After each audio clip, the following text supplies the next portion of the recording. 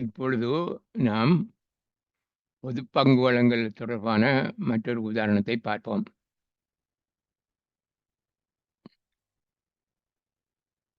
Company கூறப்பட்ட பெறுமதி ரூ. 10 ஆன 25,000 பங்குகளை வழங்குவதற்கு முன் விவரணத்தை வெளியிட்டது.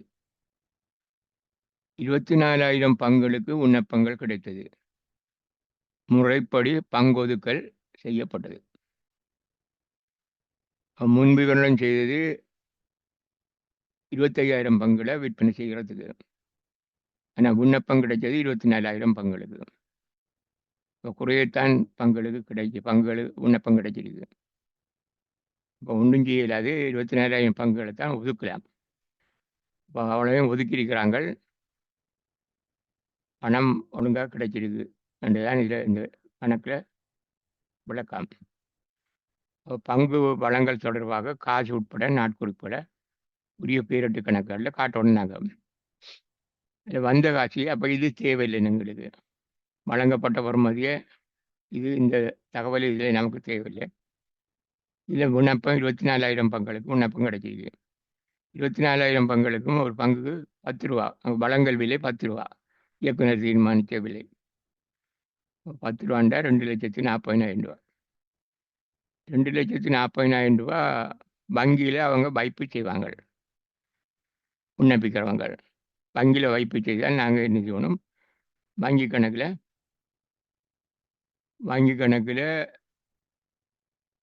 வரவில் எழுதுவோம். வங்கி கணக்கில் வரவிலையும் பங்கு வழங்கல் கணக்கில் செலவிலையும் எழுதுவோம். பிறகு இவ்வளோ காசும் கிடைச்சிட்டு அதனுடைய அவங்களுக்கு பங்கு ஒதுக்கலையும் செய்யப்பட்டிருக்கு. இப்போ கூறப்பட்ட மூலதன கணக்கில் செலவில் எழுதணும். மூலதனம் செலவிலானே பதிகிறது. மூலக்கணக்கு செலவில் இருக்கும். அப்போ மூலதனம் செலவில் கூறப்பட்ட மூலதன கணக்கில் செலவிலையும் பங்கு வழங்கல் கணக்கில் வரவில்லையும்.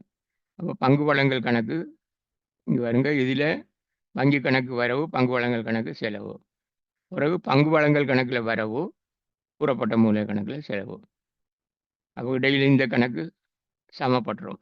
வரவிலையும் செலவிலையும் பதிஞ்சிருக்கும். வங்கி கணக்கில் வரவு 2,40,000, கூறப்பட்ட மூல கணக்கில் செலவில் 2,50,000. இந்த கம்பெனியோட மூலதனம் 2,40,000. இந்த பேரட்டில் பதிக்கிறோன்னா இது அப்படியே இதில் இருக்கிற மாதிரியே பார்த்துடுறோம். வங்கி கணக்கு எழுதி இது அதே 24,000 ரூபா வரவு பக்கத்தில் 2,40,000 ரூபா வரவு பக்கத்தில் எழுதிக்கு. இதை பங்கு வழங்கல் கணக்கில் செலவில் எழுதணும். இந்த பங்கு வழங்கல் கணக்கில் செலவு எழுதிக்கு 2,40,000 ரூபா. இந்த கணக்கில் வங்கி என்று எழுதணும். இங்கே இந்த கணக்கில் பங்கு வழங்கல் கணக்குன்னு எழுதணும். அப்போ அது எழுதியாச்சு. பிறகு அடுத்த பதிவு இது பங்கு வழங்கல் கணக்கில் வரவிலையும் பங்கு வழங்கல் கணக்கு எடுத்து வரவில் எழுதுறது. பங்கு வழங்கல் கணக்கில் 2,40,000 ரூபா. பிறகு கூறப்பட்ட மூல கணக்கில் செலவில் 2,40,000 ரூபா. கூறப்பட்ட மூல கணக்கு நடிக்க அதில் செலவில் 2,40,000 ரூபா. அப்போ இதில் இங்கே எழுதணும் பங்கு வழங்கல் கணக்கு எழுதணும். கூறப்பட்ட மூல கணக்கில் இதில் கூறப்பட்ட மூலதனம் எழுதுகிறோம். இப்போ இதை பேரட்டுக்கும் மாற்றியாச்சு. இது நாட்குறிப்பு. இதில் இந்த நாட்குறிப்பு 24,000 பங்குகளுக்கு ஒரு பங்குக்கு ரூபா 10 ரூபா வீதமாக விண்ணப்ப பணம் கிடைத்தது. கிடைச்ச விண்ணப்ப பணத்துக்கு எழுதினது. இது அந்த 24,000 பங்குகள் ஒதுக்கப்பட்டது என்று எழுதணும். 24,000 பங்கு ஒதுக்கல் செய்யப்பட்டது. இனி அடுத்த இன்னொரு உதாரணத்தை பார்ப்போம். இதில் 25,000 பங்குகளுக்கு விண்ணப்பம் கோருனது. வந்தது 24,000 பங்குகள் தான். குறையத்தான் வந்தது. அப்போ முழுதையும் ஒதுக்கிட்டோம். இந்த உதாரணத்தில் அப்படி இல்லை. இதில் கம்பெனி முன்விவரணத்தை வெளியிட்டு பொதுமக்களுக்கு 30,000 சாதாரண பங்குகளை வழங்குது. 30,000 பங்குகள். இந்த வழங்கல் விலை ஒரு பங்குக்கு 15 ரூபா. அதில் 10 ரூபா, இதில் 15 ரூபா. இயக்குனர் தீர்மானம் நிறைவேற்றப்பட்டுள்ளது. விண்ணப்பத்துடன் பங்கின் முழு தொகையும் பெற்றுக்கொள்ளப்பட்டது. ஒரே தரத்தில் பணம் வருது.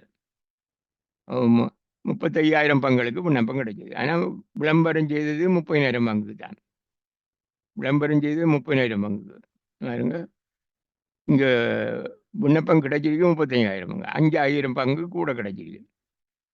அப்போ விண்ணப்பம் கிடைச்சது, மேலதிக விண்ணப்பம் திருப்பி அனுப்பப்பட்டது. அப்போ இதில் கூட விண்ணப்பம் வந்தால் ஒதுக்கையில் அது அங்கே அவங்க வழங்குறதுக்கு தீர்மானித்த பங்கு தான் ஒதுக்குவாங்க. அப்போ 5,000 பங்கு விண்ணப்பத்தையும் யாருக்கு கொடுக்கறலன்னு தீர்மானித்து அவ்வளோ பேருக்கும் அந்த காசை 5,000 பங்குட காசு திருப்பி அனுப்பப்படும். இந்த 5,000 பங்குட காசு 5,000 அவங்க விண்ணப்பம் ஒரு பங்குக்கு 15 ரூபா படி அனுப்பியிருப்பாங்க. 75,000 திருப்பி அனுப்பணும். ஆனால் எல்லாரும் அனுப்பின காசு 35,000 பங்குக்கு விண்ணப்பம் வந்தது.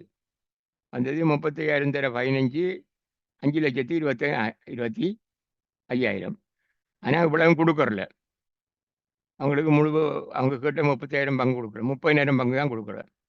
30,000 பங்குன்னா 30,000 தர 15 4,50,000 தான் அந்த கூறப்பட்ட மூலதனம். அவங்களுக்கு கொடுக்குற மூலதனம் அவங்களோட பங்குட முகப்புறமதி 4,50,000. இதுதான் அவங்களுக்கு வழங்குறது. அப்போ இது இவ்வளவுக்கு நாங்கள் எப்படி பதிகிறோம்? முதல் இந்த 3,50,000 தான் பதிவணும் முதல். இது வங்கியில் அவங்க வைப்பு செய்திருப்பாங்க. அப்போ வங்கி கணக்கில் வரவில்லையும், இதில் பங்கு வழங்கல் கணக்கில் செலவிலையும் எழுதுவோம். வங்கி கணக்கில் வரவில், பங்கு வழங்கல் கணக்கில் செலவில். பிறகு இந்த காசில், இந்த வந்த காசில் நாங்கள் வச்சிருக்கிறது அந்த 5,000 பங்குட காசை திருப்பி அனுப்பணும். இதில் திருப்பி அனுப்பிட்டாங்க. அனுப்பினா அதுக்கு இதில் இதே பதிவு மாறி எழுதுகிற வங்கி கணக்கு செலவு எழுதணும். பங்கு வழங்கல் கணக்கில் வரவில்லை. எவ்வளோ திருப்பி அனுப்பணும்? 5,000 பங்குண்டா 5 15 வந்து 5,000 75,000. 75,000 பங்கு வழங்கல் கணக்கு வரவு, வங்கி கணக்கில் செலவில். அப்போ அவளையும் அது திருப்பியும் அனுப்பியாச்சு. இங்கே பாருங்க, திருப்பி அனுப்பப்பட்ட பணம் 5,000 பங்களுக்கு பணம் திருப்பி அனுப்பப்பட்டது என்று எழுதலாம். இல்லை நீ அடுத்தது இப்போ இதில் போனால் இந்த 5,25,000 75,000 போனால் இந்த கணக்கில் மிச்சம் இருக்கிறது 4,50,000 தான். 4,50,000 தான் கூறப்பட்ட முடியல. அவங்களுக்கு பங்கு ஒதுக்கல் செய்யப்படுது. 30,000 பங்கு தான் ஒதுக்கல் செய்யப்படுது. அப்போ 30,000 பங்குக்கும் உரிய காசு 4,50,000. அது கூறப்பட்ட மூலதன கணக்கில் நாங்கள் செலவில் எழுதணும். 30,000 4,50,000 30,000 பங்குட காசு 30,000 தர 15 4,50,000. அதை கூறப்பட்ட மூல கணக்கில் வரையிலே பங்கு வழங்கல் கணக்கில் அங்கே இப்போ இவ்வளோதான் இருக்குது 4,50,000. இப்போ பங்கு வழங்கல் அதோட முடியுது. அப்போ இதை வங்கி இதில் காட்டுறோன்னா நாங்கள் இங்கே பாருங்க, அவங்க வங்கியில் வைப்பு செய்த காசு வங்கி கணக்கில் வரவில் எழுதியிருக்கோம். அதை இங்கே பங்கு வழங்கல் கணக்கில் பங்கு வழங்கலுக்காகத்தான் அந்த காசு வந்தது. விண்ணப்ப ஒதுக்கம் கணக்குன்னு எழுதலாம். இதை பங்கு வழங்கல் விண்ணப்ப ஒதுக்க கணக்குன்னு வங்கி வழங்கல் இந்த 5,25,000 75,000 ரூபாயை நாங்கள் திருப்பி அனுப்புகிறோம். ஏன்னா 5,000 பங்குட காசை திருப்பி அனுப்புகிறோம். அது திருப்பி அனுப்புனது நாளைக்கு இதில் வங்கி கணக்கில் செலவிலையும் இதில் பங்கு வழங்கும் கணக்கில் வரவில்லையும். இதில் மிஞ்சி இருக்கிறது 4,50,000. அவங்களுக்கு பங்கு ஒதுக்கல் செய்யப்படுது. ஒதுக்கல் செய்யப்பட்டால் கூறப்பட்ட மூலதன கணக்கில் செலவில் எழுதணும். யாருங்க கூறப்பட்ட மூல கணக்கில் செலவில் 4,50,000. பங்கு வழங்கு கணக்கில் வரவில்லை 4,50,000. இதோட அந்த கணக்கும் முடியுது. இதை நாங்கள் 5 எப்படி காட்டுறது? 5 இந்த பக்கம் பொறுப்பு, இந்த பக்கம் சொத்து. தெரியும் உங்களுக்கு, இது பொறுப்பு, இது சொத்து. இதில் இந்த சொத்துல ஆக இப்போ நம்மக்கிட்ட இந்த இங்கே இருக்கிற தகவலின்படி வங்கி கணக்கில் மட்டும் இருக்குது. இதில் 5,25,000 செலவு 75,000 போனால் 4,50,000 இருக்குது. அப்போ சொத்துல நடைமுறை சொத்து வங்கி கணக்கு வந்து காசு வங்கிகளில் நடைமுறை சொத்து, நடைமுறை சொத்தில் 4,50,000 இருக்குது. இங்கே பாருங்க, நடைமுறை சொத்துன்ற தலைப்புகளை வங்கி கணக்கு 4,50,000. இனி மற்ற பக்கத்தில் இருக்கிறது இந்த பங்கு வழங்கல் கணக்கில் ஒன்றுமில்லை, கூறப்பட்ட மூலதன கணக்கு மட்டும் இருக்குது. கூறப்பட்ட மூலதனம் தான் பங்காளர் உரிமை. பங்காளர் உரிமை இங்கே இதில் 5 உரிமை என்ற தலைப்புகளை கூறப்பட்ட மூலதனம் 4,50,000 அப்படின்னு எழுதுகிறோம். அப்போ இதோட இந்த இதுக்குரிய கேட்ட கேள்வியும் பெரிய பதில் இது சரி. நீ அடுத்தது மற்ற இன்னொரு உதாரணத்தை பார்ப்போம். 2012 2012 ஜனவரி 1 கூட்டிணைக்கப்பட்ட அமிர்தா கம்பெனி 2009 2012 பின்வருமாறு பங்கு வழங்கியிருந்தது. 2012 ஜனவரியிலையும் மார்ச்சிலையும் வழங்கியிருக்கு. ஜனவரியில் வழங்கினது ஆரம்ப பங்காளருக்கு, கம்பெனி ஆரம்பித்தவர்களுக்கு 100 பங்கு கொடுத்துருக்கு. அவங்க அவங்களோட வழங்கல் விலை, அவங்களோட பங்கோட வழங்கல் விலை 25 ரூபா.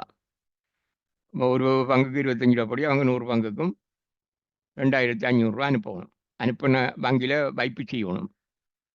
இவங்க கட்டாயம் பங்கு வாங்கணும். ஆரம்ப பங்காளர் ஆரம்பத்தில் அது அகவிதியிலையும் குறிக்கப்பட்டிருக்கும் எத்தனை பங்கு வாங்கணும்னு. ஆரம்பிக்கிறவங்க, கம்பெனி ஆரம்பிக்கிற எல்லா கம்பெனியும் பெரும்பாலும் உத்தரவாதத்தில் வரையறுக்கப்பட்ட கம்பெனி தான் 2 பேர் இருக்கணும் ஆக குறைஞ்சது. மற்ற எல்லாத்துலேயும் ஒன்றும் இருக்கலாம், கூடையும் இருக்கலாம், எவ்வளவும் இருக்கலாம், எத்தனை பேரும் இருக்கலாம்.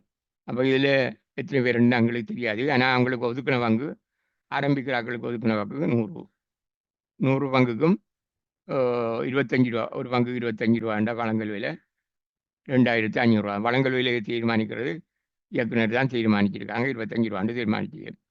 பிறகு பொது பங்கு வழங்கல் பிறகு நடக்குது. மார்ச்சில், ஜனவரி, பிப்ரவரி, மார்ச்சில் நடக்குது. 2012 40,000 பங்குகள் இது முன்விவரணம் செய்து பொதுமக்கள்கிட்ட அழைப்பு கோரி பங்கு விற்கிறது. பொது கம்பெனி மட்டும்தான் பொது வழங்கல் செய்யலாம், சொந்த கம்பெனிகள் செய்யலான்னு தெரியும் உங்களுக்கு. 40,000 பங்கு வழங்கப்படுது. அதில் வழங்கல் விலை 30 ரூபா. வழங்கல் விலையை தீர்மானிக்கிறது இயக்குநர்கள் தான். அவங்க அதுக்கு ஒரு விதி இருக்குது. அந்த முறையின்படி அவங்க அந்த வழங்கல் விலையை தீர்மானிப்பாங்க. 30 ரூபா தீர்மானிக்கப்பட்டிருக்கு. அதுக்குரிய அதிகாரம் இயக்குநர்களுக்கு தான் இருக்குது. 30 ரூபா படி வழங்கல் விலை 30 ரூபா. அப்போ இதில் இந்த கணக்கில் ஒரே தடவையிலே பணம் பெறப்பட்டது, பின்வருவனவற்றை தயாரிக்க எல்லாம் கிடைச்சிட்டு. அப்போ இந்த காசை உடனே கட்டணும். அவங்க கட்டினால் ஆறு உரிமையாளர்கள், சொந்தக்காரர்கள், ஆரம்ப கர்த்தாக்கள் 2500 ரூபா வங்கி கணக்கில் வைப்பு செய்வாங்க. வங்கி கணக்கில் வரவில் எழுதணும். மற்ற அடுத்தது நாங்கள் நேரே கூறப்பட்ட மூலதனம் அவங்களுக்கு உடனே பங்கு ஒதுக்கி போட்டு தான் காசை கேட்குறவங்கள்ட்ட. அவங்களுக்கு 100 பங்கு ஒதுக்கியாச்சு. அப்போ ஒதுக்குனா கூறப்பட்ட மூல கணக்கில் எழுதலாம். விண்ணப்பம், ஒதுக்கம், அந்த பங்கு வழங்கல் என்ற இடை கணக்கு தேவையில்லை. நேராக வங்கி கணக்கு வரவு கூறப்பட்ட மூல கணக்கில் செலவில் 2500 ரூபா. அதை முதல் பதியணும். இது ஆரம்ப பங்கு வழங்கல், ஆரம்பிப்போருக்கான பங்கு வழங்கல். பிறகு பொது வழங்கலுக்கு 40,000 பங்கு 30 ரூபா படி வரும். அப்போது 40,000 பங்கு 30 ரூபா படிண்டா 12 லட்சம் வரும். 12 லட்சம் மனுவோட கிடைக்கும். மனு விண்ணப்பத்தோடு கிடைக்கும். அப்போ இதில் விண்ணப்ப ஒதுக்க கணக்கு செய்யணும். விண்ணப்ப ஒதுக்க கணக்கை நாங்கள் இதில் பங்கு வழங்கல் கணக்கு எழுதலாம் அப்படி சொல்லிடும். பங்கு வழங்கல் கணக்கு, விண்ணப்ப ஒதுக்க கணக்கு, விண்ணப்பமும் ஒதுக்கவும் சேர்த்து 30 ரூபா. 30 ரூபா கட்டணும். அப்போ 30 12 லட்சத்தை 12 லட்சம் வங்கி கணக்கில் எழுதணும். ஏன்னா 12 லட்சத்தை கட்டிட்டாங்க. இப்போ வங்கி கணக்கில் 12 லட்சம் எழுதணும். அப்போ நாங்கள் இதை பார்ப்போம். வங்கி கணக்கில் 12 லட்சம். மற்றது இடையில் கூறப்பட்ட மூல கணக்கில் நேர் எழுதுறதில்ல, இதில் எழுதுனது போல.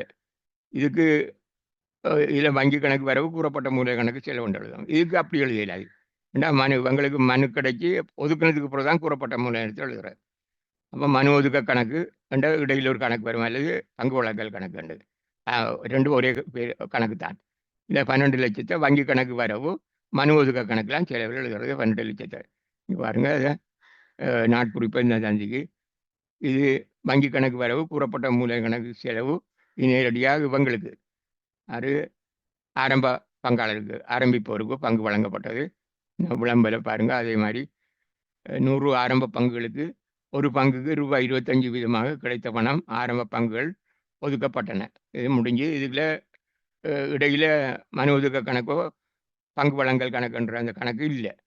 ஆனால் இதில் மற்ற அவங்களுக்கு ஒதுக்குனது 12 லட்சம். அவங்க வங்கியில் கட்டின காசு நிறைய 12 லட்சம் வங்கியில் வைப்பு செய்திருக்காங்க.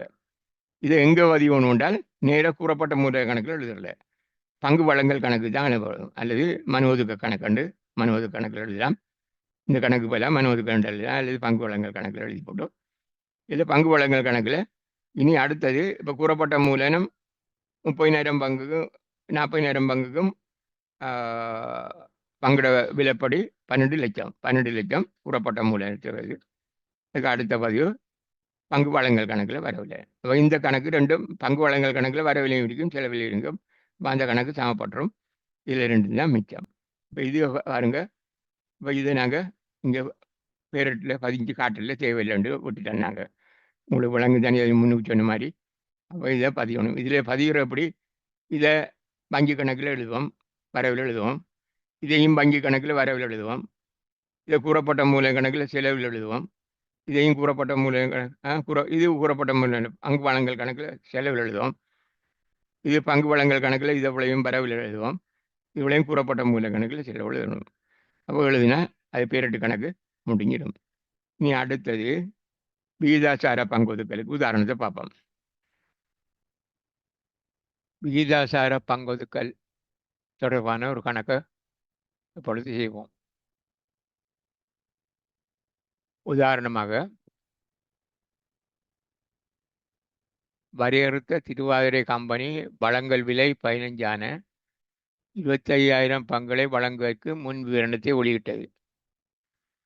இதற்காக விண்ணப்பத்தின் போது 8 ரூபாவும் ஒதுக்கத்தின் போது 7 ரூபாவும் பெற்றுக்கொள்ள எதிர்பார்க்கப்பட்டது.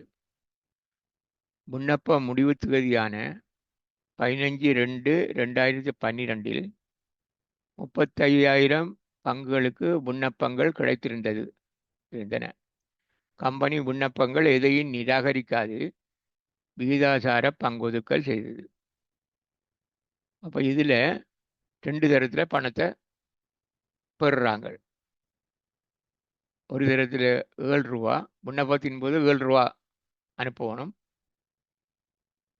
அப்போ விண்ணப்பம் வந்து அவங்களுக்கு பங்குகளை ஒதுக்குற நேரம் ஒதுக்க கடிதம் அனுப்பாங்க. ஒதுக்க கடிதம் போய் கிடைச்சோடனே அந்த விண்ணப்பித்தவங்க மீதி காசு அனுப்பணும்.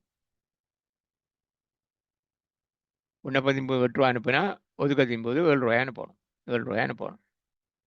அந்த அடிப்படையில் பங்கு வழங்கல் செய்யப்படுது. அப்போ இதில் விற்கிற பங்குகள் 25,000 தான்.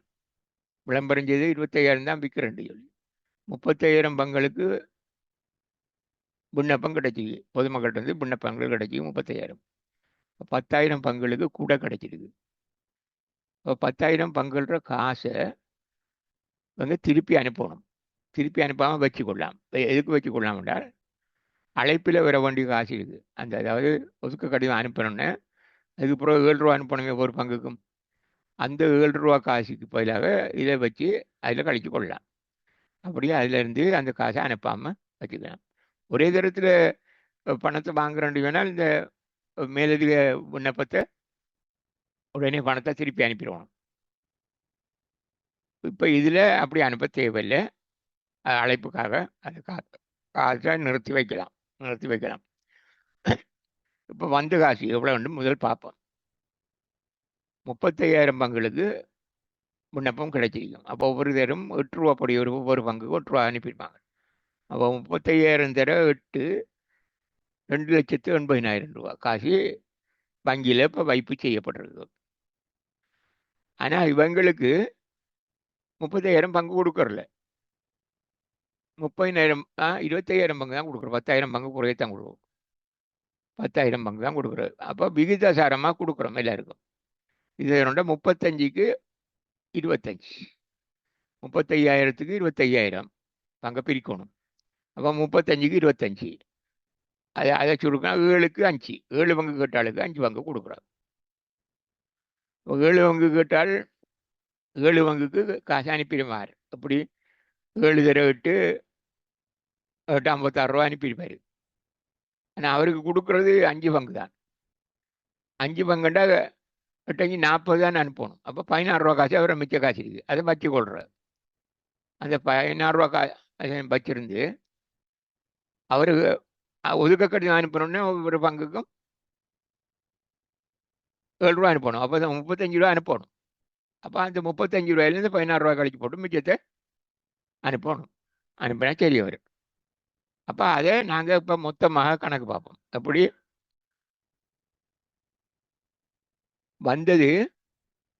வந்த காசு 35,000 பங்களுக்கு விண்ணப்பம் கிடைச்சி இன்னவருக்கு 35,000 தர 8 2,80,000 கிடைச்சி பெருக்கி எடுக்க. ஆனா அவங்க ஒவ்வொரு பங்குக்கு அனுப்ப வேண்டிய காசு 15 ரூபா மொத்தம். ஒவ்வொரு பங்குக்கும் 15 ரூபா அனுப்பணும். அவங்களுக்கு கொடுக்குற கூறப்பட்ட மூலதனம் 3,75,000. 15 தர 20,000 பங்கா கொடுக்குறோம். 3,75,000 அவங்களுக்கு கொடுக்கறது. ஒதுக்க கடிதம் அனுப்புனா அவங்களுக்கு 3,75,000 அவங்களுக்கு பங்கு பத்திரம் கிடைக்கும், பங்கு சான்று கிடைக்கும். அவங்க 25,000 தர வேணுச்சுட்டா அவங்க மொத்தமாக தர வேண்டிய காசு 3,75,000. இப்போ விண்ணப்பத்தோட அனுப்பியிருக்காங்க 2,80,000 அனுப்பிக்காங்க. இல்லை கூட காசு அனுப்பிக்காங்க, 95,000 கூட அனுப்பிக்காங்க. அவங்க தர வேண்டிய அவங்களுக்கும் 25,000 விண்ணப்பத்துக்குரிய காசியில் கூட காசு அனுப்பியிருக்காங்க. ஆனால் அப்போ அதையும் நாம் வச்சு கொட்டுறோம். வச்சு கொண்டு இதில் இன்னும் எவ்வளோ காசு தரணும்னு பார்த்தால் இவங்க இவ்வளவு மொத்தமாக அவங்க கூறப்பட்ட அவங்களுக்கு கொடுக்குற கூறப்பட்ட மூலதனத்துக்கு அது 25,000 பங்குக்கும் அவங்க தர வேண்டிய காசும் 3,75,000. இப்போ தந்திருக்கிற காசு அனுப்பியிருக்கிற காசு அதாவது பங்குகளுக்கு அவங்களுக்கு கொடுக்குற விண்ணப்பத்துக்கும் மிகையாக இருக்கிறதையும் சேர்த்து 2,80,000 இருக்குது. அப்போ இன்னும் தரணும் அவங்க 95,000. அப்போ இதுக்கு கணக்கு எழுதுன்னா அங்கே சரி, இன்னும் 95,000 தாங்கண்டா சரி. அவங்க ஒதுக்க கடிதம் அனுப்பணுன்னா 95,000 அனுப்பணும். அனுப்பினா சரி. இப்போ அனுப்பியிருக்கிறது 2,80,000. அப்போ இன்னும் 95,000 அனுப்பணும். அப்போ இவ்வளவுக்கும் பதிகிறப்படி அவங்க அனுப்பின காசுக்கு முதல் பதிகணும். காசு உட்பட நாட்கொடுக்கும் 2,80,000 முதல் பதிகணும். 35,000 8 ரூபா படி அனுப்பியிருக்காங்க. அப்போ வங்கி கணக்கு வரவில் எழுதணும். முதல்ல வங்கி கணக்கில் வரவில் இங்கே பாருங்க, வங்கி கணக்கில் வரவில் 2,80,000, மனு ஒதுக்க கணக்கில் செலவில் 2,80,000. அவங்க விண்ணப்பிக்கிற நேரம் அனுப்பின காசு. மனு ஒதுக்க கணக்கு இதை பங்கு வழங்கல் கணக்கண்டு எழுதலாம் முடியும்னா மனு ஒதுக்க கணக்கண்டு எழுதுங்க. இரண்டா மனுவும் ஒதுக்கவும் ரெண்டும் சேர்ந்தது தானே இது. மனு ஒதுக்க கணக்கில் 2,80,000 இதில் எழுதி 2,80,000 எழுதிட்டோம். இது அனுப்பின காசு. இங்கே வரைக்கும் ஒரு பங்கு 8 ரூபா வீதமாக 35,000 பங்களுக்கு கிடைத்திருந்த மனு பணம், விண்ணப்ப பணம். பிறகு அவங்களுக்கு கொடுக்கறது எவ்வளோன்னு கேட்டால் இதைத்தான் கொடுக்க போகிறோம். கூறப்பட்ட மூலதனம் அவங்களுக்கு ஒதுக்க கடிதம் அனுப்பக்குள்ள அவங்களுக்கு கூறப்பட்ட மூலதனம் இவ்வளவு 15, ஒரு பங்குக்கு 15 ரூபா படி கடிதம் அனுப்பணுன்னு மிச்ச காசுமே அனுப்பணும். 12 ரூபா அனுப்பணும் அவங்க. அதுக்கு அவங்க அனுப்பினதில் போக மிச்சத்தை அனுப்பணும். 25,000 பங்குக்கும் 3,70,000 தரணும். அப்போ இதை நாங்கள் கூறப்பட்ட மூல கணக்கில் இப்போ எழுதிடலாம். ஒதுக்க கடிதத்தை அனுப்பக்குள்ள கூறப்பட்ட மூல கணக்கில் 3,70,000 கூட 75,000 மனு ஒதுக்க கணக்கில் வரவில்லை. மனு ஒதுக்கம் அவங்க மனுவும் ஒதுக்கவும் சேர்ந்து இவ்வளவு அனுப்பினா காணும். மனு ஒதுக்கத்தில் 3,70,000. அப்போ மனு ஒதுக்க கணக்கு வரவு, கூறப்பட்ட மூல கணக்கு செலவு. இது அவங்க அனுப்பின காசுக்கு எப்படி வங்கியில் வைப்பு செய்ததுக்கு வங்கி கணக்கு வரவு, மனு ஒதுக்க கணக்கு செலவு. அப்போ இன்னும் அவங்க தர வேண்டிய காசை உள்ளிட்டால் அவங்க தர வேண்டிய காசு 3,75,000 கூறப்பட்ட மூலதனம். அவங்க அனுப்பியிருக்கிற காசு மொத்தமாக 2,80,000, இன்னும் 95,000 தரணும். அப்போ அந்த 95,000க்கும் இங்கே அவங்க அனுப்புவாங்க, வங்கியிலே திருப்பி கட்டுவாங்க. கட்டுனா வங்கி கணக்கு வரவு, மனு ஒதுக்க கணக்கு செலவு. அப்போ இப்போ மனு ஒதுக்க கணக்கு சரி, மனு ஒதுக்க கணக்கு சமமாக போகும். இப்போ இதை நாங்கள் வேறட்டுக்கு மாற்றி பார்ப்போம். முதல் அவங்க காசு அனுப்பின உடனே வங்கியில் வைப்பு செய்த உடனே வங்கி கணக்கில் வரவில்லையும் மனு ஒதுக்க கணக்கில் செலவில்லையும். ரெண்டாவதாக பதிகிறது அவங்களுக்கு ஒதுக்க கடிதம் அனுப்பக்குள்ள கூறப்பட்ட மூல கணக்கில் எழுதணும், செலவில். மனு ஒதுக்க கணக்கில் வரவில் எழுதணும். இனி மனு ஒதுக்க கணக்கை பார்க்குறோம். அவ்வளோ இன்னும் அவங்க தரணும் உண்டு. 3,70,000 2,80,000 கழிச்சா 95,000 தரணும். 95,000 அவங்க வங்கியில் வைப்பு செய்தாங்கன்றால் பிரச்சனை இல்லாமல் வங்கி கணக்கு வரவு, மனு ஒதுக்க கணக்கு செலவு. அப்போ இப்படியும் பார்க்கலாம். இந்த 95,000 இந்த மாதிரியும் கணக்கு பார்க்கலாம். நாம் இப்போ இதில் கணக்கு பார்த்த மாதிரி பார்க்கலாம். எப்படி அவங்களுக்கு கொடுக்குற கூறப்பட்ட மூலதனம் மொத்தம் 3,70,000. அவங்க எல்லாமாக இப்போ அனுப்பியிருக்கிற விண்ணப்பத்தில் மனுவுக்கும் ஒதுக்கத்துக்கும் சேர்த்து அனுப்பியிருக்கிற காசு எங்கள் மிச்ச காசையும் சேர்த்து 2,80,000. அப்போ இன்னும் எவ்வளவு அவங்க தரவணுமென்று கேட்டால் 3,75,000 2,80,000 கழிச்சா 95,000. இந்த மாதிரியும் கணக்கு பார்க்கலாம். இது லேசான கணக்கு தான். அது எப்படியும் கணக்கு பார்க்கலாம். இது மற்ற முறையில் கணக்கு. இது எப்படி பார்த்துருக்கு, 30,000 பங்கு 8 ரூபா படி இவ்வளோ அனுப்பியிருக்கிறாங்க. அவங்க அனுப்பியிருக்க வேண்டிய காசு இது. அப்போ அவங்களோட காசில் மிச்சம் இருக்கிற காசு 2,80,000 2,00,000 கழிச்சாலும் 80,000 ரூபா. அப்போ அவங்க இப்போ ஒதுக்க கடிதம் அனுப்பணும்னு அவங்க அனுப்ப வேண்டிய காசு 1,75,000. 7 ரூபா படி 25,000 பங்குக்கும் 1,75,000 அனுப்பணும்.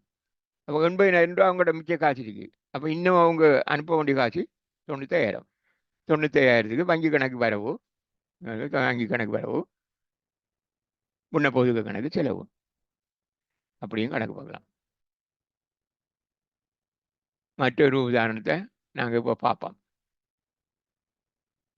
வரையறுத்த வல்லவை கம்பெனி 1 15 ரூபா வீதமாக சாதாரண பங்குகள் 10,000 நிறுத்தி வைத்த லாபத்திலிருந்து நிறுத்தி வைத்த லாப கணக்கில் உள்ள 2 லட்சத்தை பயன்படுத்தி இப்போதுள்ள பங்குரிமையாளர்களுக்கு உபகார பங்கு வழங்கப்பட்டது. உபகார பங்கு வழங்கல் தொடர்பான பொது நாட்குறிப்பையும் உபகார பங்கு வழங்கல் கம்பெனியின் சொத்துகளில் எத்தகைய மாற்றத்தை ஏற்படுத்தும் என்பதையும் குறிப்பிடுகிறார். உபகார பங்கு வழங்கல் என்றால் நாங்கள் அவங்களுக்கு காசு பெறாம பங்குகளை இலவசமாக கொடுக்குறார்.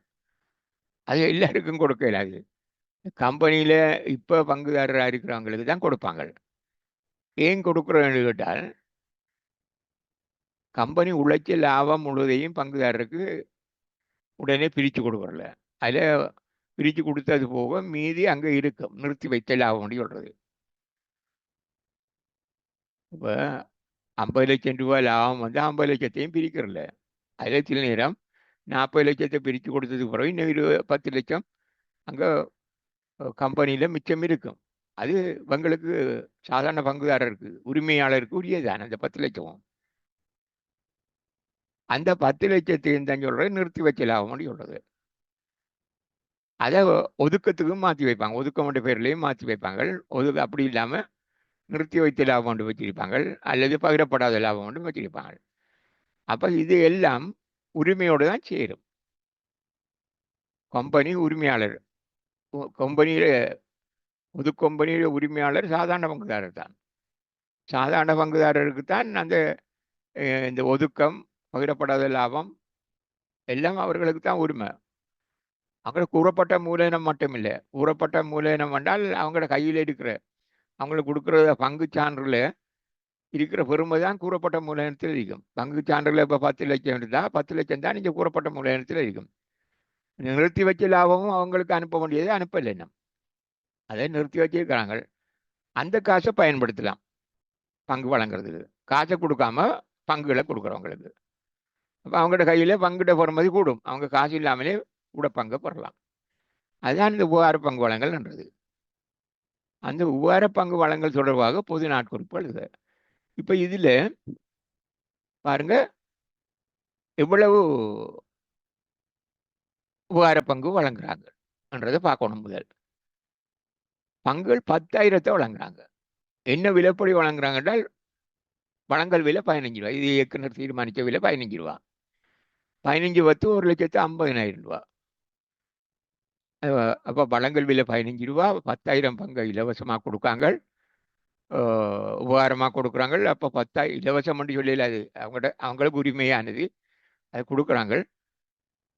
அப்போ 10,000 பங்கு 15ஆல் பெருக்கினால் 1,50,000. 1,50,000 தான் அவங்களுக்கு அவங்க அந்த நிறுத்தி வச்ச லாபத்திலிருந்து எடுக்கணும். நிறுத்தி வச்ச லாபம் 1,50,000 இருந்தால் தான் கொடுக்கலாம்.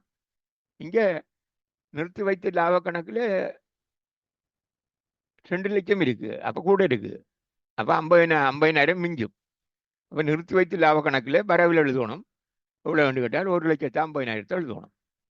எழுதி அதை நிறுத்தி வைத்த லாப கணக்கில் உபகார பங்கு வழங்கல் கணக்குக்கு மாற்றணும். இந்த 2 லட்சம், இந்த 2 லட்சத்தில் இப்போ உங்களுக்கு உபகாரம் கொடுக்குறது 1,50,000. அப்போ இந்த லாபம் செலவில் இருக்கும். நிறுத்தி வைத்த லாப கணக்கில் செலவு இருக்கும். நிறுத்தி வைத்த லாப கணக்கில் வரவில் எழுதுறது 1,50,000 எழுதி வார பங்கு வழங்கல் கணக்குக்கு மாற்றணும்.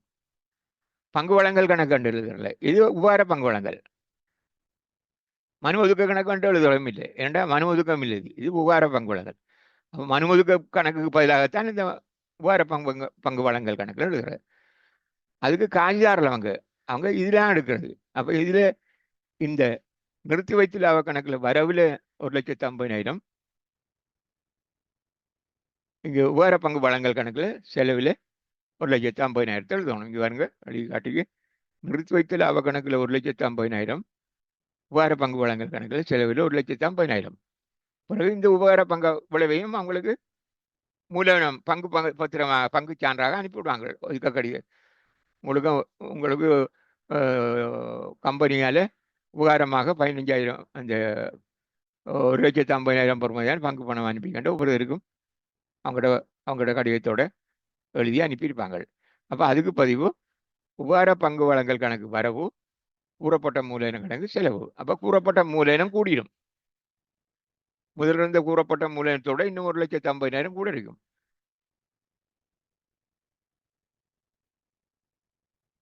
மற்றொரு உதாரண கணக்கை பார்ப்போம். பரியர்த்த சிவதாசன் கம்பெனியின் ஐந்தொகை 2012 மார்ச் 31 பின்வருமாறு இருந்தது. ஐந்தொகை இங்கே தந்திருக்குது. இது இங்கே பொறுப்பு பக்கம், இது சொத்து பக்கம். நடைமுறை எல்லா சொத்து 70,000, நடைமுறை சொத்து 20,000, மொத்த சொத்து இல்லை 70,000 இல்லை 7 லட்சம், 2 லட்சம் நடைமுறை சொத்து 2 லட்சம். இங்கே சாதாரண பங்கு கூறப்பட்ட மூலதனம் சாதாரண பங்கு 12 ரூபா, மூலதனம் 6 லட்சம், கூறப்பட்ட மூலதனம் முன்னுரிமை பங்கு 10 ரூபா பங்கு 1 லட்சம், பொது ஒதுக்கம் 50,000, நிறுத்தி வைத்த லாபம் 60,000, நடைமுறை அல்லா பொறுப்பு 90,000. அப்போ இது இங்கே 5 வரை செஞ்சுருக்குது. இது 2 பக்கமும் 9 லட்சம் 9 லட்சம். கம்பெனி 2012 ஏப்ரல் 1 எல்லா சாதாரண பங்குகளுக்கும் 10க்கு 1 சாதாரண பங்கு உபகார பங்கமாக வழங்கியது. உபகார பங்கு தொடர்பாக வழங்கல் விலை 13 ரூபாய் என நிறைவேற்றப்பட்டது. அப்போ இனி தேவையானவை உபகார பங்கு வழங்கல் தொடர்பான பொது நாட்குறிப்பும் உபகார பங்கு வழங்கலின் போது வங்கலின் பின்னர் 5 வகை. இதற்கு இதுதான் 5 வகை. இது இந்த உபகார பங்கு வழங்கலுக்கு முதல் இருந்து 5 வகை. உபகார பங்கு வழங்குறால் அதில் நிறுத்தி வைக்க லாபம் வேணும். இதில் பார்த்தா நிறுத்தி வைக்க லாபம் நான் பொது ஒதுக்கம் என்றாலும் அதுவும் நிறுத்தி வைக்க லாபம் தான். நிறுத்தி வைத்த லாபம் இருக்குதுன்னா அவர் ரெண்டும் சேர்த்து 1,10,000 இருக்குது. இதை கொண்டு 1,10,000க்குள்ள உபகார பங்கு வழங்கலாம். இல்லை எப்படி பங்கு வழங்கியிருக்காங்கன்னு பாருங்க. எல்லா சாதாரண பங்குகளுக்கும் 10க்கு 1 சாதாரண பங்கை உபகார பங்கமாக வழங்குறது. 10க்கு 1 10 பங்கு இருந்தால் ஒரு பங்கு உபகாரமாக கொடுக்குறோம். அவங்கள்ட்ட காசு வாங்காமல் அவங்களுக்கு பங்கு பத்திரத்தை அனுப்பி வைக்கிறோம். ஒதுக்கி பங்குல கூறப்பட்ட மூலதனத்தை கூட்டி அவங்களுக்கு பங்குல ஒதுக்கி கொடுக்குறோம். 10க்கு 1 கொடுக்குறோம். இப்போ இதில் எத்தனை பங்கு இருக்குன்றது நாங்கள் இதில் பார்க்கலாம். இங்கே பாருங்க, சாதாரண பங்குகள் மொத்தம் 6 லட்சம் இருக்குது. ஒரு பங்குட முகப்பொறுமை 12 ரூபா. அப்போ எவ்வளவு பங்குன்னு பார்க்கலாம். அப்போ 6 லட்சத்தை 12ஆல் பிரித்தா 50,000 பங்குகள் இருக்குது. கம்பெனியில் 50,000 பங்கு இருக்குது. 6 லட்சம் அதில் முகப்பொறுமை மொத்தம் கூறப்பட்ட மூலதனம் சாதாரண பங்கு. ஒரு பங்குட பொறுமதி 12 ரூபா. அப்போ 12 6 லட்சத்தை 12ஆல் பிரித்தால் 50,000 பங்குகள் 50,000 பங்குகள் சாதாரண பங்கு இருக்குது. இப்போ என்ன மாதிரி கொடுக்குறாங்கன்னா 10க்கு 1 பங்கு. அப்போ 10க்கு 1 பங்குடா 10ஆல் பிரித்தா 50,000த்தை 10ஆல் பிரித்தால் ஒரு பங்கு வரும். இப்போ 5,000 பங்கு வருது.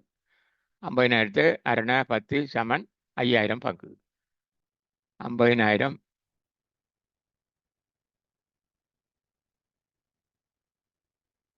இல்லை 5 லட்சம் அடிச்சுக்கேன்.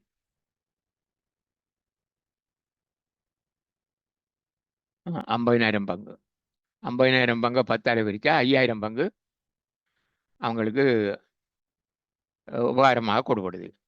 5,000 பங்குண்டா என்ன விலையில் அவங்களுக்கு இயக்குனர் தீர்மானித்த விலை, அது வழங்கல் விலை 13 ரூபா. 13ண்டா 13 65,000 ரூபா உபகார பங்கு வழங்குறார். அவங்களுக்கு வழங்குற உபகார பங்குட பெறுமதி 65,000 ரூபா. அப்போ 65,000 ரூபாய்க்கு நாங்கள் இப்போ பதிவு பண்ணுமே எல்லாம் உபகார பங்கு வழங்க. அப்போ இதில் இவ்வளவும் கணக்கு பார்க்க தெரியணும். முதல் இங்கே 6 லட்சம் சாதன பங்கு மூலதனம் இருக்குது. ஒரு பங்குட விலை 12 என்றால் 50,000 பங்குகள் இருக்குது. 50,000 பங்குல 10 பங்குக்கு ஒரு பங்கு கொடுக்குறேன்டா 10 பிரிக்கும் 5,000 பங்கு கொடுப்படுது உபகாரமாக. ஒரு பங்குட விலை எவ்வளோன்றா 13 ரூபா. அப்போ 65,000 ரூபா. இதுக்கு நாங்கள் 65,000 ரூபா பொது இந்த இது நிறுத்தி வச்ச லாபத்திலேருந்து எடுக்கணும். நிறுத்தி வச்ச லாபத்தில் இருக்குது 65,000 பார்த்தால் இருக்குது. இங்கே இதில் 50,000 நிறுத்தி வைத்த லாபத்தில் 60,000 இருக்குது. முதல் பொது ஒதுக்கத்தை எடுப்போம். என்னடா பொது ஒதுக்கத்தை தான் நான் எடுக்கிறேன் முதல். ஏண்டா ஒதுக்கி வச்சது இது நிறுத்தி வச்ச லாபம். இதுவும் ரெண்டும் ஒன்று தான். ரெண்டும் சாதாரண பங்குதாரருக்கு தான். இது உரிமைக்குரியது தான். அப்போ முதல் இதில் எடுக்கிறோம் 50 எடுக்கிறோம். அப்போ 50 எடுத்தால் இன்னும் 15 இதில் எடுக்கணும். எடுத்தால் இதில் மிஞ்சும். இப்போ 60ல் 15 ஒன்று 45 மிஞ்சும். இது இல்லாமல் போயிடும். இப்போ புது 5 இது இல்லாமல் போயிடும். இதில் 45 மிஞ்சும். இதில் நிறுத்தி வைத்த லாபத்தில் 45 மிஞ்சும் 15. அப்போ இதில் 65,000 வந்துடும். இந்த 65,000 நாங்கள் இங்கே எடுக்கணும். எங்கே உபகார பங்கு வழங்கலுக்கு எடுக்கணும். அப்போ உபகார பங்கு வழங்கல் கணக்கில் இங்கே வருங்க 65,000 உபகார பங்கு வழங்கலுக்கு நிதி சேர்க்கிறது. நிதி சேர்த்திருக்கோம் 65,000. எங்கெங்க இருந்து எடுத்திக்கும்? பொது ஒதுக்கத்திலிருந்து 50,000 நிறுத்தி வைத்த லாபத்திலிருந்து 15,000. பொது ஒதுக்க கணக்கில் 50,000 அங்கே 50,000 தான் இருக்குது. அது வழியும் எடுத்திக்கும். நிறுத்தி வைத்த லாபத்தில் 15,000 எடுத்திக்கும். அப்போ அங்கே மிச்சம் 45 இருக்குது. அப்போ இதில் அது அவளையும் சேர்த்து இங்கே 65,000 உபகார பங்கு வழங்கலுக்கு இருக்குது. அப்போ உபகார பங்கு வழங்கலுக்கு அவங்களுக்கு பங்கு ஒதுக்கியாச்சு. ஒதுக்குனா உபகார பங்கு வழங்க கணக்கு வரவில்லையும் கூறப்பட்ட மூல கணக்கில் செலவில்லையும். இதோட உபகார பங்கு வழங்கல் வேலை முடியுது. இதில் என்னென்று எழுதுகிறோம் என்றால் ஒரு பங்குக்கு 13 ரூபா வீதமாக 5,000 பங்குகளுக்கும் உபகார பங்கு வழங்குவதற்கு நிதி திரட்டப்பட்டது. நிதி எங்கிருந்து எடுக்கப்பட்டது என்றுதான் போட்டுது. நிதி பொது ஒதுக்கத்திலிருந்து 50,000 நிறுத்தி வைத்த லாபத்திலிருந்து 15,000 எடுத்து 65,000 நிதி எடுத்திருக்கு உபகார பங்கு வழங்கலுக்கு. இனி உபகார அந்த 65,000 நிதியை கொண்டு கூறப்பட்ட மூலதனம் அவங்களுக்கு பங்குகளை ஒதுக்கியிருக்கு. 65,000 ரூபாயோட பங்குகளை ஒதுக்கி கொடுத்துருக்கு. இதை பேரட்டுக்கு நாங்கள் மாற்றுறோண்டால் பேரட்டுக்கு மாற்றி உங்களுக்கு தெரியும். இதில் இருக்கிற மாதிரியே மாற்றலாம். பொது ஒதுக்க கணக்கில் 50,000 எழுதினால் இதில் வரவில் எழுதுகிறா அங்கே செலவில் 50,000 இருந்துச்சு. அந்த கணக்கு இல்லாமல் போயிடும். நிறுத்தி வைத்த லாபத்தில் அங்கே 60,000 இருக்குது. இது வரவில் 15,000 எழுதுனா 45,000 மிச்சம் இருக்கும். இதில் அங்கே 45,000 மிச்சம் இருக்கும். இதில் நிறுத்தி வச்ச லாபத்தில் 45,000 மிச்சம் இருக்கும். அது உபகார பங்கு வழங்கினதுக்கு பிறகு இந்த உபகார பங்கு வழங்கல் கணக்கில் ஒன்றும் இல்லை மீதி. இதில் கூறப்பட்ட மூலதனத்தில் 65,000 கூடும். அப்போ கூறப்பட்ட மூலதனம் முதல் இருந்ததோட இன்னும் 65,000 கூடும். முதல் கூறப்பட்ட மூலதனம் இருந்தால் அதோட 65,000 கூடும். இங்கே கூறப்பட்ட மூலதனம் 6 லட்சம் இருக்குது. இப்போ 6,65,000 வரும். இந்த 50,000 இல்லாமல் போகும். இல்லை 45,000 இருக்கும். 45,000 இருக்கும். முன்னிலை பங்கும் அப்படியே இருக்கும். நடைமுறை பொறுப்பும் அந்த மாதிரியே இருக்கும். இதில் ஒரு மாற்றமும் இல்லை. ஏனென்றால் காசு வரையும் இல்லை போகவும் இல்லை. அவ்வளவுதான். அப்போது நாங்கள் கணக்கை 3 நாள் 5 தொகை புதிய 5 தொகை இந்த மாதிரி புதிய 5 தொகை செய்து காட்ட சொல்லிக்கு இங்கே வருங்க. வருகிறத சிவதாசன் கம்பெனி இது இந்த பக்கத்தில் ஒரு மாற்றமும் இல்லை, அப்படியே இருந்துச்சு. இதில் 60 இருந்த இடத்துல 6 லட்சம் இருந்த இடத்துல 6,65,000 வருது. கூறப்பட்ட மூலதனம் அந்த சாதாரண முன்னுடைய பங்கு அப்படியே இருந்தது, அப்படியே இருக்குது. அந்த இதில் பொது ஒதுக்கம் இல்லை, அழிக்கும் போச்சு. நிறுத்தி வச்ச லாபத்தில் 60ல் 15 போய்க்கு 45 மிச்சம் இருக்குது. நடைமுறை பொறுப்பு இருந்து அப்படியே இருக்குது. அப்போ இது அந்த மாதிரி தான் இருக்குது. இப்போ பாருங்க, முதல் உரிமை எவ்வளோ இருந்துச்சோ இப்பயும் அதே உரிமை தான் இருக்கும். முதல் 6 லட்சம் இதில் இருந்தது. இதில் இது 50,000 இருந்தது பொது ஒதுக்கத்தில். இது 60, இதில் ஒரு அப்போ 60, 50, 1,10,000. அப்போ 7,10,000 உரிமை இருந்தது.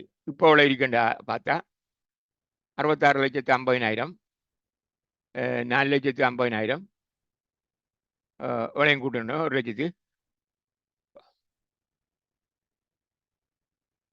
7,10,000 தானே. அப்போ இதை கூட்டினா 7,10,000 வரும். 6 10 11, 7,10,000. உரிமையில் எந்த மாற்றமும் இல்லை, சொத்துகளையும் எந்த மாற்றமும் இல்லை, மற்ற ஒன்றிலையும் ஒரு மாற்றமும் இல்லை.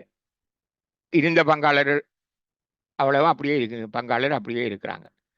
ஆனால் பங்காளர் கையில் இருக்கிற பங்கு பத்திரங்கள், பங்கு சான்றுகள பெறுமதி முதல்ல 6 லட்சம் இருந்தது. இப்போ 6,65,000 பெறுமதியான பங்கு பத்திரம் அவங்ககிட்ட கையில் இருக்கும். முதல்ல 6 லட்சம் பங்குகளுக்குத்தான், 6 லட்சம் ரூபா பெறுமதியான பங்குகளுக்குத்தான் லாபம் கிடைக்கும், லாபம் பகிரப்படும். இப்போ 6,65,000 ரூபா பெறுமதியான பங்குகளுக்கு லாபம் பகிரப்படும். அடுத்தது உரிமை வழங்கல் பற்றி பார்ப்போம். அங்கே நாங்கள் இங்கே முதல் பார்த்தது இது உபகாரம் வழங்கல். இது அவங்களுக்கு காசு வாங்காம நிறுத்தி வச்ச லாபத்தை பயன்படுத்தி அவங்களுக்கு புதிய பங்குகளை வழங்குறது. உரிமை வழங்கல்ன்றது அது இல்லை. உரிமை வழங்கல்ன்றது அவங்களுக்கு காசுக்குத்தான் விற்கிறது, பழைய பங்காளருக்கு மட்டும்தான் விற்கிறது. பழைய பங்காளருக்கு விற்கிறது தான் உரிமை பங்கு. புதிய பங்காளருக்கு விற்கலாம் அதில், அது வேறது. இது உரிமை வழங்கல்ன்றது இருக்கிற பங்காளர்களுக்கு புதிய பங்குகளை வழங்குற நேரத்தில் முதல் உரிமை கொடுப்பாங்க. முன்னுரிமை அவர்களுக்கு தான் கொடுக்கறது வளமை.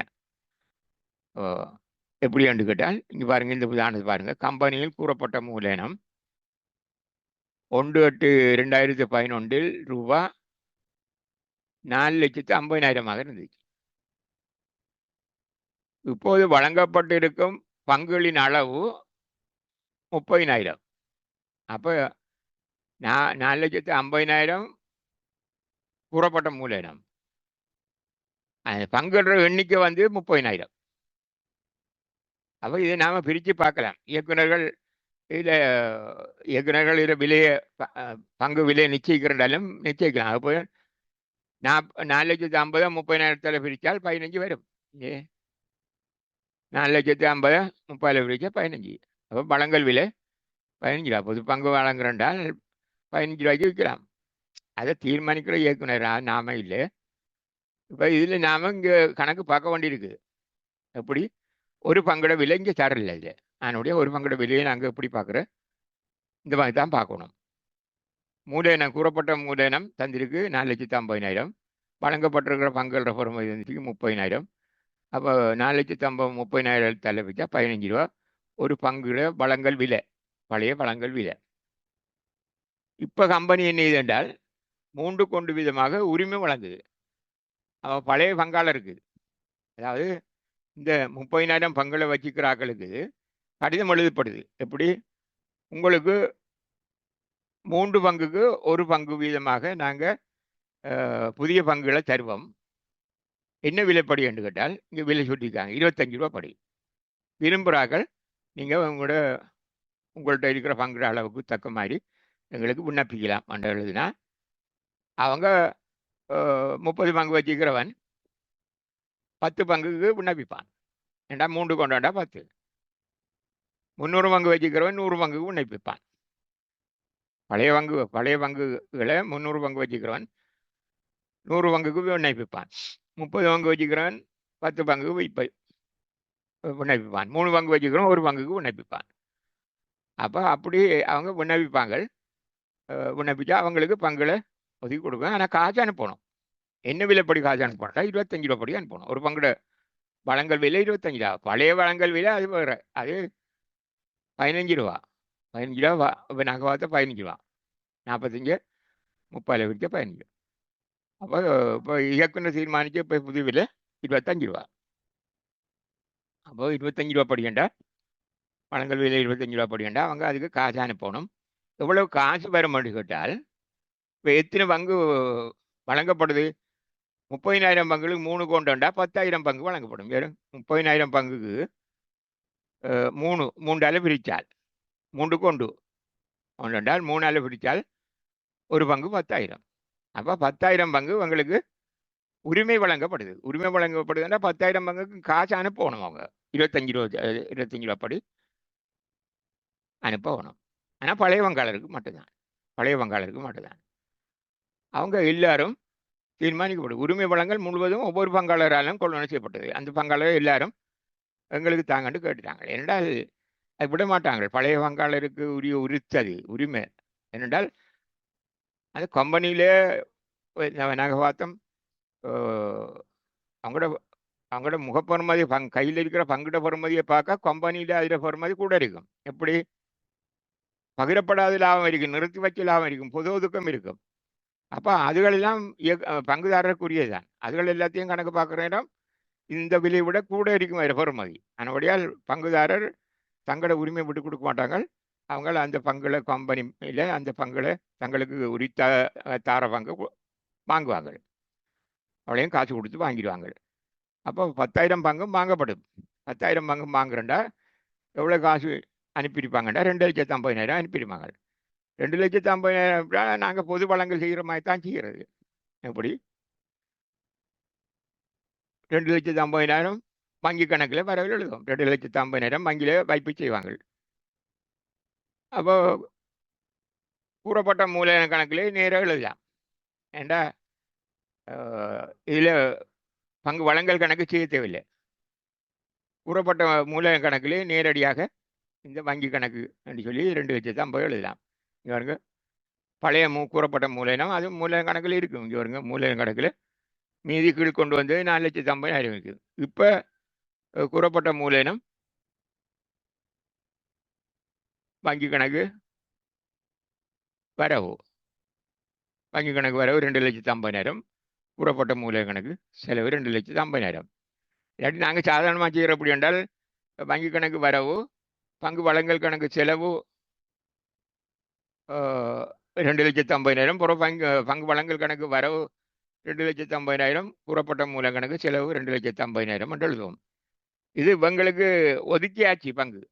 இந்த பங்கு அவ்வளவும் ஒதுக்கியாச்சு, நீ ஒதுக்குறதுக்கு இல்லை. இவங்க காசு அனுப்பினா சரி. அதனுடைய அந்த ஒதுக்க கணக்கை மன ஒதுக்க கணக்கு, அதாவது இடையில எழுதுகிற கணக்கு தேவையில்லை. நேர கூறப்பட்ட மூலதன கணக்கிலே 2,50,000 எழுதலாம். வங்கி கணக்கு வரவு கூறப்பட்ட மூல கணக்கில் செலவு. இங்கே இதில் எழுதுவோம் இதில் எழுதுவோம் கூறப்பட்ட மூல கணக்கண்டு, இதில் வங்கி கணக்கண்டு எழுதுவோம். இவ்வளவுதான் இதுக்கு செய்கிறது திரட்டு கணக்கு. செய்கைகளை செய்து காட்டிருக்கு நடிக்க பாருங்க. 3 கொண்டு வந்தா 10,000 பங்கு உங்களுக்கு வர பங்கு. 25 ரூபா வாங்கண்டா அவங்க அனுப்பின காசு 2,50,000 ரூபா. நீ அடுத்து மற்ற ஒரு உதாரணத்தை பாருங்க. இங்கே 5 வெவ்வேறு உதாரண கணக்குகள் உள்ளன. இது ஒவ்வொன்றுக்கும் விடையளித்து பார்ப்போம். பின்வரும் ஒவ்வொன்றும் ஒவ்வொருவானவை என கருதி அக்கொடுக்கல் வாங்கல்களை அறிக்கையிட தேவையான காசு உள்ளிட்ட பொது நாட்குறிப்புகளை தருக. கம்பெனி தனது அகவிதியில் ஒப்பமிட்டு ஆரம்பிப்போருக்கு ₹1 விலையில் நிச்சயிக்கப்பட்ட சாதாரண பங்குகள் 50,000 ஆரம்ப பங்கு வழங்கலாக செய்தது. இது ஒரு உதாரணம். அடுத்தது சந்தையில் சாதாரண பெறுமதி ₹5,00,000 கொண்ட காணிக்கு உடன்பட்ட ₹4,08,000 விலையில் சுவீகரிப்பதற்கு காணி உரிமையாளருக்கு ₹20 வழங்கல் விலை கொண்ட சாதாரண பங்குகள் 20,000 வழங்கி மீதிக்கு பணம் செலுத்தப்பட்டது. இரண்டாவது கணக்கு. மூன்றாவது, இப்பொழுதுள்ள கம்பெனியின் சாதாரண பங்குதாரருக்கு 20க்கு 1 வீதமாக ₹15 வழங்கல் விலையுடைய சாதாரண பங்குகள் 10,000 வழங்குதல்.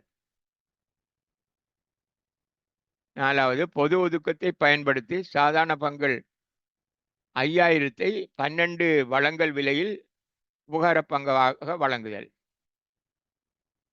அடுத்தது அஞ்சாவது, இன்னும் அழைக்கப்படாதிருந்த இறுதி அழைப்பு ₹2 தொகை அதே பங்காளருக்கு உபார பங்குகளாக வழங்க தீர்மானிக்கப்பட்டது. ஒவ்வொன்றும் வெவ்வேறு கணக்கெண்டு வச்சுக்கொண்டு நாங்கள் தனியாக ஒவ்வொன்றுக்கும் இதில் என்ன கேட்கப்பட்டிருக்கோ அதை நாங்கள் செய்வோம், செய்து பார்ப்போம்.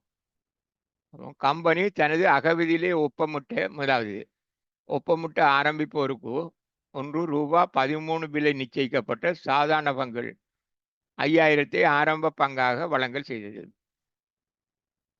அப்போ இதில் ஒரு பங்குட வழங்கல் விலை ₹13, வழங்கினது சாதாரண பங்குகள் 5000.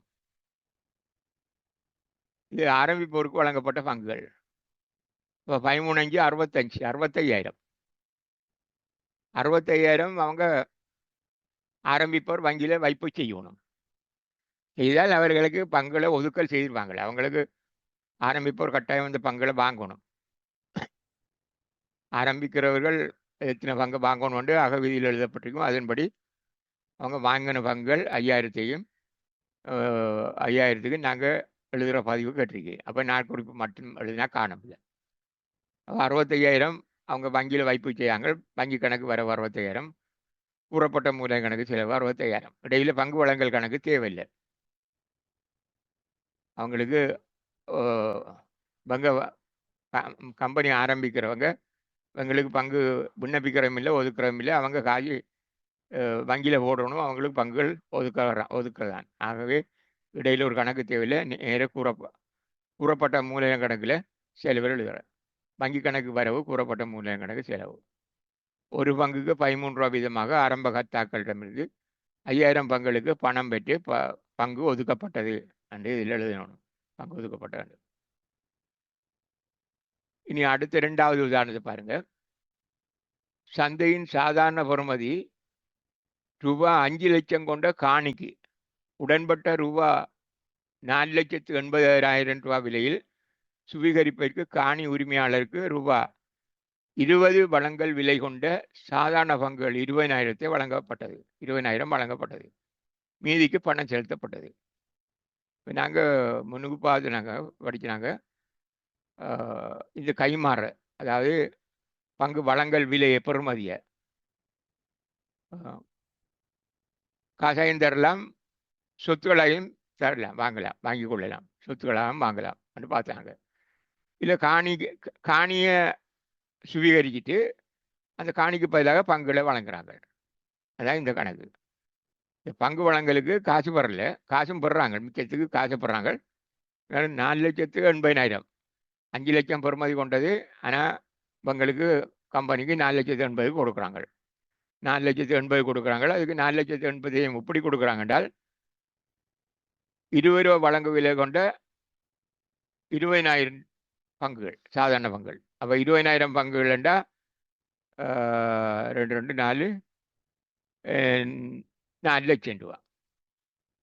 அப்போ வழங்குற பங்கு சாதாரண பங்கு 4 லட்சம் ரூபா பங்கு வழங்கப்படுது.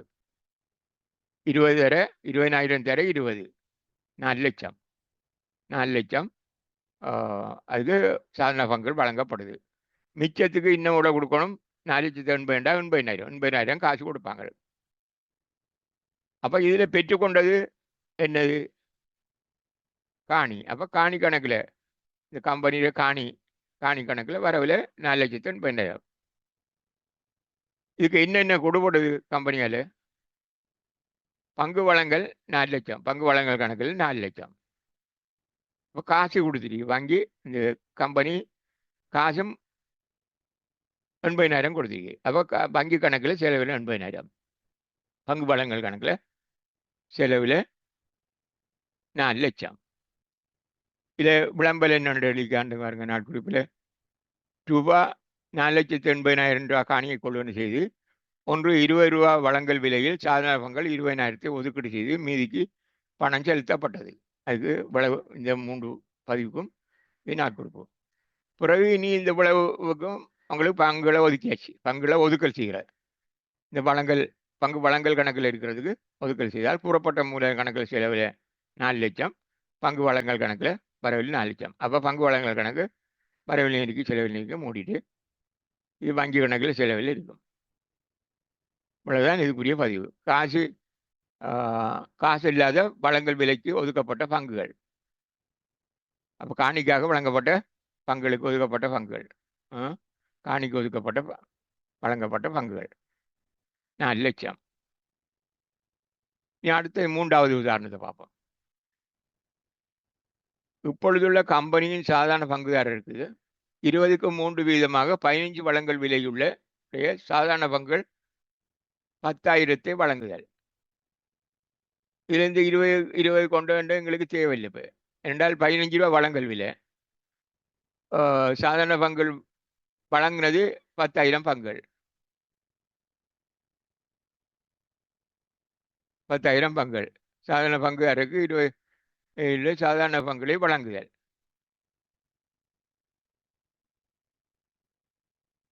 அப்போ இதுக்கு பதிவு நாங்கள் வங்கி கணக்கில் எத்தனை 10,000 பங்கண்டா 10,000 தர 15 என்றால் 1,50,000.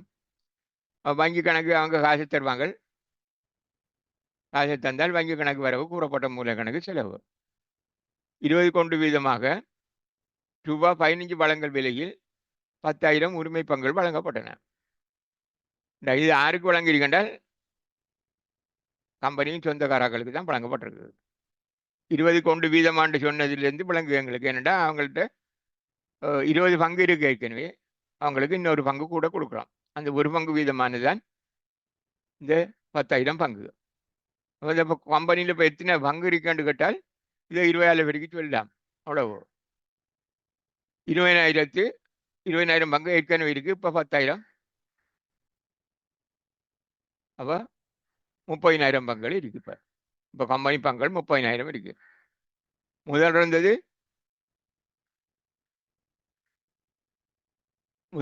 பார்க்கறதுக்கு அப்படி. இப்போ 10,000, 20 கொண்டு தான் 10,000. அப்போ ஒரு பங்கு 10,000 20 பங்கும் இப்போ இருக்குது, பங்குதாரர்கிட்ட இருக்குது. அந்த 20 பங்கு உழவு இதை 20,000 இருக்கா சரி. அப்போ உழவு 20,000 பங்கு பொதுமக்கள்கிட்ட இருக்குது. இப்போ இன்னும் 10,000 அவங்களுக்கு உரிமை பங்கு வழங்கிருக்கு. உரித்து வழங்கல். அவங்க காசு தந்துட்டு வாங்கியிருக்காங்க. அவங்களோட உரிமை காசு தந்துட்டு வாங்கியிருக்கிறாங்க. அப்போ இப்போ கம்பெனியில் கூறப்பட்ட மூலம் எவ்வளோன்னு கேட்டால் இன்னும் 30,000 பங்குகள். 30,000 பங்குகள பொறுமதியை நாங்கள் இளைஞ கணக்கு பார்க்க சொல்லி கேட்கல எங்களுக்கு. இப்போ மேலதிகமாக செய்கிற கூறப்பட்ட மூலம் 1,50,000.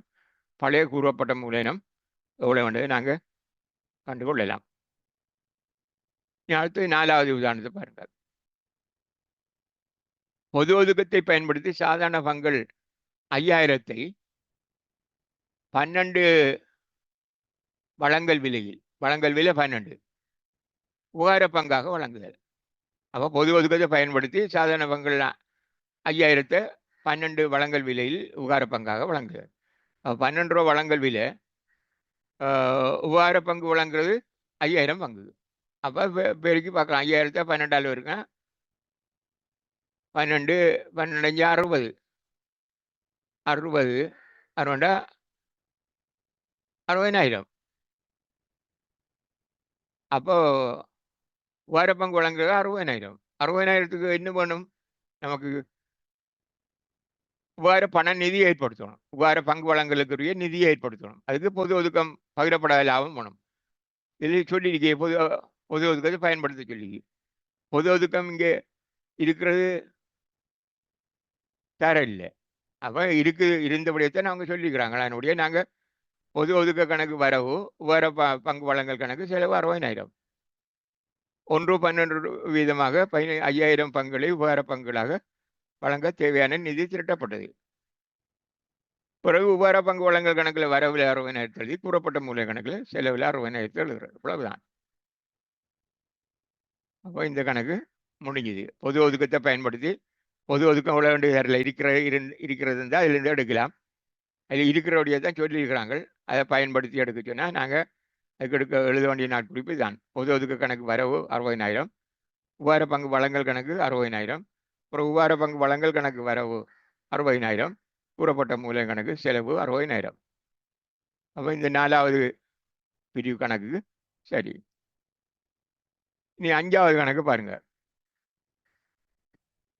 இன்னும் அழைக்கப்படாதிருந்த இறுதி அழைப்பு 2 ரூபா தொகையை அதே பங்காளருக்கு உபகார பங்குகளாக வழங்க தீர்மானிக்கப்பட்டது.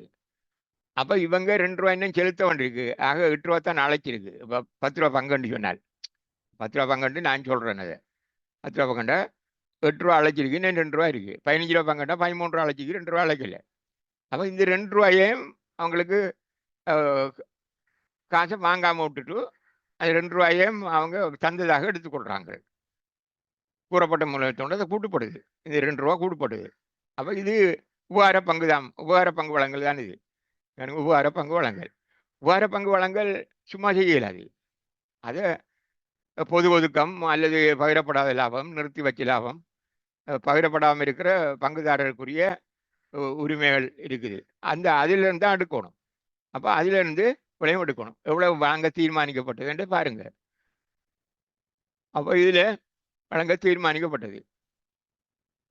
எத்தனை பங்கு உபகார பங்குகளாக வழங்க தீர்மானிக்கப்பட்டது. அதே பங்குகளுக்கு இன்னும் அழைக்கப்படாத இறுதி அழைப்பாக தொகையை அதே பங்காளருக்கு உபகார பங்குகளாக வழங்க தீர்மானிக்கப்பட்டது. அதில் 10,000 பங்குகள் அதே பங்காளர் ரெண்டா இந்த கணக்கை தான் சேர்த்து சொல்லிக்கிட்டு 10,000. அப்போ 10,000 வண்டா 10,000 2 20,000. 20,000 10,000 தர 2 20,000 உபகார பண நிதி ஏற்படுத்தணும். அப்போ பொது ஒதுக்கு கணக்கு வரவு 20,000, உபகார பண நிதி கணக்கு செலவு 20,000. ஒரு பங்குக்கு 2 ரூபா வீதமாக இறுதி அழைப்பு உபகார பங்காக வழங்கப்பட்டது. அந்த இறுதி அழைப்புக்காக நிதி ஏற்படுத்தப்பட்டிருக்கு. எங்கிருந்து? பொது ஒதுக்கத்திலிருந்து ஏற்படுத்தப்பட்டிருக்கு. பிறகு இதை இந்த உபகார பண நிதியை இறுதி அழைப்பு கணக்கு மாற்றணும். உபகார பண நிதி கணக்கு வரவு, இறுதி அழைப்பு கணக்கு செலவு. பிறகு இறுதி அழைப்பு கணக்கு வரவு, கூறப்பட்ட மூல கணக்கு செலவு. இது என்ன நடக்குது என்று கேட்டால், இது செய்கிற வேலை முதல் இப்போ இவ்வளவு பங்கு உபகார பணம் எவ்வளவு என்று பார்க்கணும். இப்போ 2 ரூபா இறுதி அழைப்பு சொன்னால் 10,000 பங்குகள். 10,000 பங்கு 10,000 2 20,000 ரூபா. 20,000 ரூபா உபகார பண நிதி ஏற்படுத்தணும். உபகார பண நிதி ஏற்படுத்துறது முதலாவது அது பொது ஒதுக்கத்தில் ஏற்படுத்தணும் அல்லது நிறுத்தி வச்ச லாபத்திலிருந்து ஏற்படுத்தணும். நாங்கள் இதில் பொது ஒதுக்கத்திலிருந்து ஏற்படுத்தணும் எடுக்கிறோம். பொது ஒதுக்க கணக்கு வரவு, உபகார பண நிதி கணக்கு செலவு. உபகார பண நிதியை கணக்க எந்த கணக்கு மாற்றணும் கேட்டால், உபகார பண நிதி அதுக்கு பதிலாக காசு எங்கே வருது? உபகார பண நிதிக்குரிய காசு கேட்டால் இறுதி அழைப்பிலிருந்து. அப்போ இறுதி அழைப்பு கணக்கு தான் அதை மாற்றுறது. உபகார பண நிதியை உபகார பண நிதி கணக்கு வரவு, இறுதி அழைப்பு கணக்கு செலவு. அப்போ இறுதி அழைப்பு அவங்க காசை கட்டிட்டாங்கன்னு நினைச்சிட்டு இறுதி அழைப்பு கணக்கில் வரவில் கூறப்பட்ட மூல கணக்கில் செலவில் பதிகிறோம். ஒரு பங்குக்கு 2 ரூபா வீதமாக இறுதி அழைப்பு உபகார பங்கு வழங்கல்.